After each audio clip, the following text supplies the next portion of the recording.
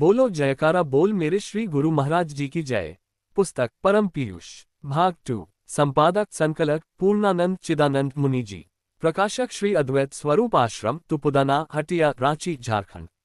Compiled by स्कडेवान 5 अगस्त 2025। प्रवचन सम 03 स्थान चंडीगढ़ पंजाब। दी 07 जुलाई 1975 ई 0 page 16 से 20 तक। प्रवचन सम 03 स्थान चंडीगढ़ पंजाब। दी 07 जुलाई 1975 ई 0। तुम्हें अपने लड़के से जितना प्रेम होता है उतना गांव भर के लड़कों से क्यों नहीं होता। अपनी घर जायदाद का जितना ख्याल होता है उतना दूसरों के लिए क्यों नहीं होता। इसलिए कि तुमने लड़के की सेवा में सारा तन मन धन लगाया है।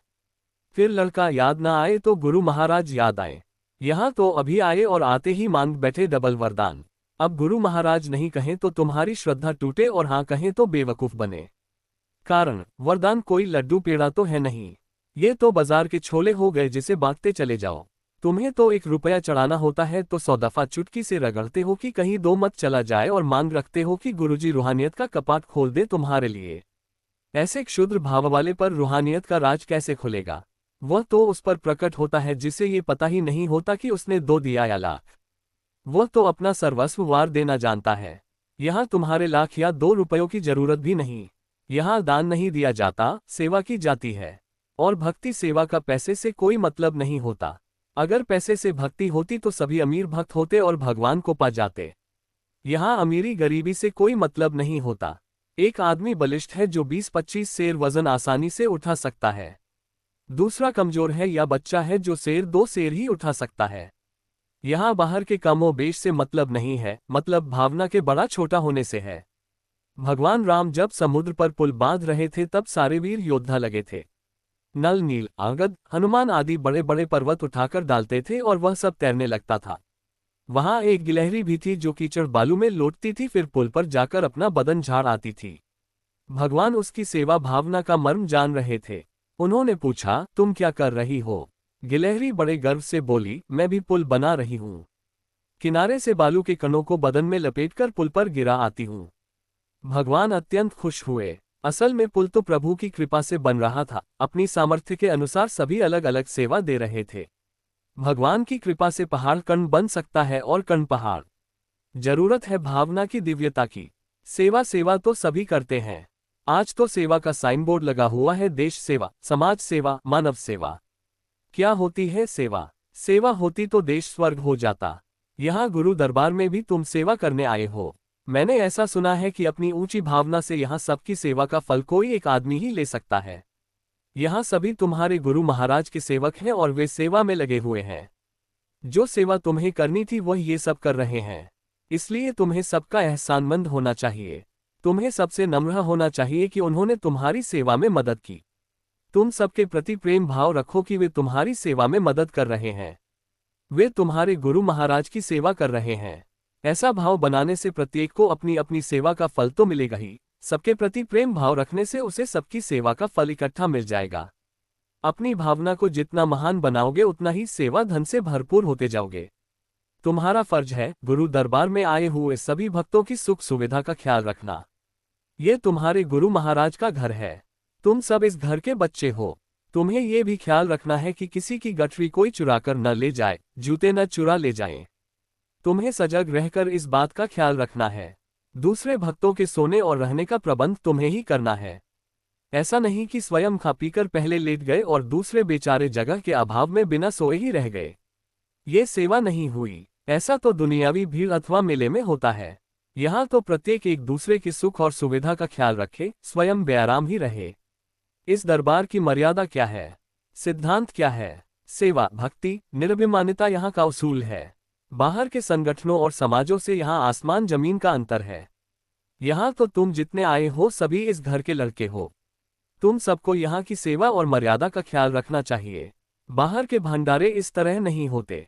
वहां तो लोग गए, अपने अपने खाने सोने का प्रबंध करके गए, धक्के मुक्के खाए और आ गए।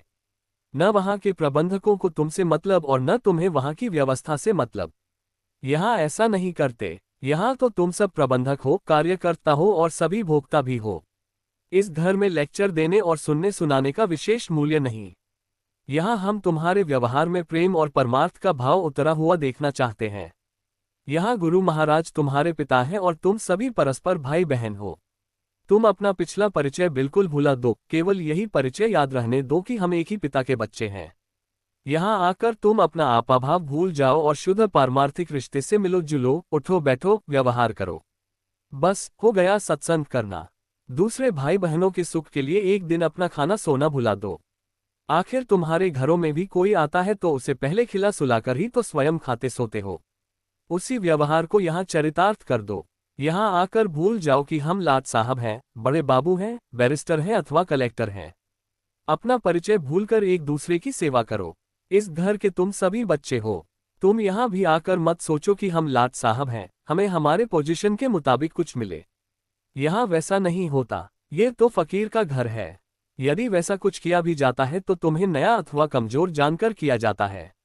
यहाँ तो स्वयं भूखे रहकर दूसरों को खिलाने में हर्ष मनाना चाहिए, स्वयं बिना सोए रहकर दूसरों को सुलाने में खुश होना चाहिए। आखिर तब भी तो यही है। अपने स्वधर्म पालन में खुशी खुशी सहन किया गया कष्ट तप कहलाता है। घरों में रोज खाते सोते ही तो हो। यहाँ तो तप सेवा भक्ति करने आए हो। एक साथ दोनों नहीं प्राप्त होगा। भाई, ये दरबार सच्चाई, वफादारी और सेवा का है। यहाँ एक पैसा देकर करोड़ों की सेवा का फल प्राप्त हो सकता है और करोड़ों देकर एक पैसा की सेवा हो जा सकती है। लोग कहते हैं कि मुझे समदर्शी होना चाहिए। समदर्शी तो हुआ जा सकता है, समवर्ती नहीं। एक भक्त ढेर सा प्रसाद लेकर आया और दूसरा खाली हाथ आया। मुझे तो सब बांट ही देना है, मगर पहले जो लाया है उसे ही तो दूंगा। अब कमजोर भक्त इतने में रूठते हैं कि महाराज भी दो भाव बरतते हैं। मैं यहाँ समवर्ती कैसे हो सकता हूँ? बताओ, तुम ही मेरी जगह रहते तो क्या करते? हाँ, ये रूठना मानना भी शुरू में ही चलता है। देवराज, पहले जब आता था तो चूंकि बड़ा आदमी था, मैं भक्तों को हिदायत करता कि उसे बैठती जरूर दिया करो, चाय के साथ बिस्कुट नमकीन भी जरूर दो। अब आता है तो डांट कर कहता हूँ, जाओ गेट पर भक्तों के जूतों की रखवाली करो। अगर पहले पहल ऐसा कह देता तो भगत जी उदास होकर घर लौट जाते और भक्ति काफूर हो जाती। अब तो भगत जी को काबू कर लिया। उसने भी समझ लिया कि दरबार की सेवा की क्या कीमत है। अब उसे कुछ भी कहें बुरा नहीं लग सकता। बिना कहे वह अपना फर्ज समझ चुका है। ऊपर की युक्तियों से तुम्हारी भावना को निष्काम निरभिमान बनाया जाता है। वैसा हुए बगैर तुम ब्रह्म प्राप्ति के अधिकारी नहीं हो सकते। तुम्हारा अव्वल कर्तव्य तो ईश्वर की प्राप्ति है। पहले तुम्हारी वृत्ति को सत्वगुण प्रधान होना चाहिए। उसके लिए तुम्हें स्थूल सेवा करनी होगी। तुम गुरु दरबार की सेवा जितने उच्च भाव से करोगे, तुम्हारा हृदय उतना ही पवित्र होगा। तुम्हारा हृदय पवित्र हुआ कि नहीं, इसकी पहचान तुम खुद ही कर लो।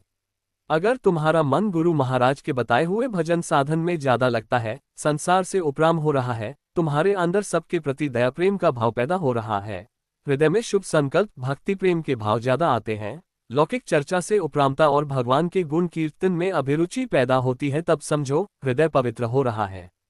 अगर हृदय इन लक्षणों से रहित हो तो समझो अभी संसार की मैल ज्यों की त्यों बनी हुई है। बस यही तुम्हारी परीक्षा है। भाई, हम मंत्रिया बाबा नहीं हैं जो झाड़कर तुम्हारा रोग ठीक कर दें।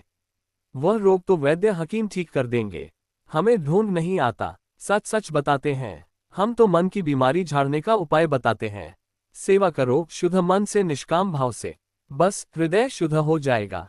सेवा से बड़ा तप और कोई नहीं है। तुम आज के लोग दूसरा साधन कुछ कर भी नहीं सकोगे। इसी तप से तुम्हारा अंतःकरण शुद्ध हो जाएगा। इससे तुम्हारी वृत्ति में सूक्ष्मता आ जाएगी और तुम अंतर्मुख हो जाओगे। तब गुरु महाराज का बताया हुआ मंत्र साधन तुम में विकसित होगा। अंदर प्रकाश होगा, शब्द प्रकट होगा और तब परमात्मा का ज्ञान सुलभ हो जाएगा। उसे जानते ही तुम्हारा मन उसमें विलय हो जाएगा, तुम तद्रूप हो जाओगे, कल्याण रूप हो जाओगे। रास्ता तो यही है, करो या न करो तुम्हारी मर्जी। बस जय गुरु बोलो, जयकारा बोल मेरे श्री गुरु महाराज जी की जय। परम पीयूष भाग 2। अगले पाठ में प्रवचन सम 04 स्थान रांची दी 04319780 पेज 20 से आगे। Compiled by स्कडेवान।